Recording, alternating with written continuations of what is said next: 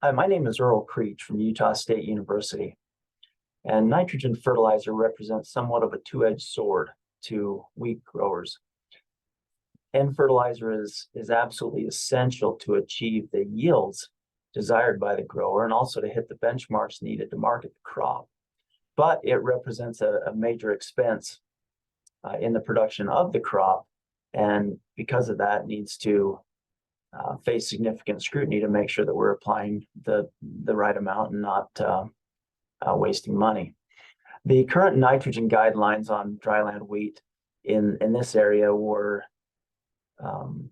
came about in the 1960s, 70s, and 80s. So they're based on older data.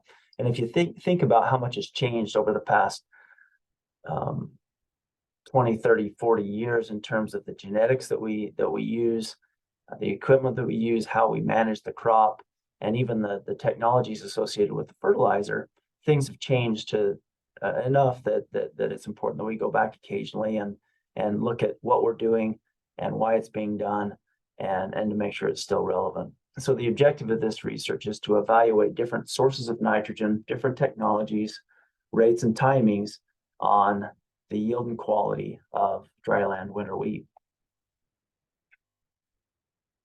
So this project has 4 locations, 3 in southeast Idaho on production farms. So these will be in Pocatello Valley, in Rockland, and also in Treasurton. We have an additional site that's actually in Utah on the Utah State University Blue Creek Research Farm.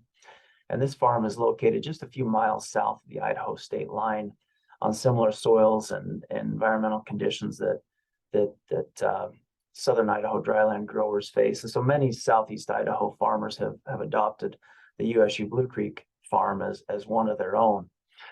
These trials have 24 treatments that include different nitrogen sources, rates, and timings. The first of these trials was established in fall of 2021 and harvested this past fall in 2022. So year 1 is now complete. We're in the middle of year 2. That was planted in this past fall, and some fertilizer treatments have gone out, and we'll apply some more in the spring, and then we'll harvest in the summer or fall. And then finally, year 3 is going to be planted this coming fall. A couple of changes that we've made coming into 2023 are one, we've brought on Jared Spackman from U of I, and Jared is going to do 2 additional sites that we haven't done in the past.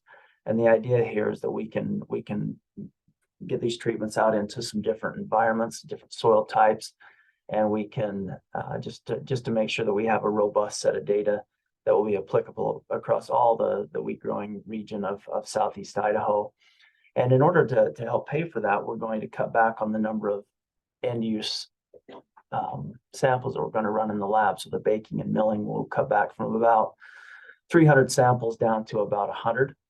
And basically, we're going to zero in on 8 treatments that are of greatest interest, and analyze those instead of just doing the whole gauntlet.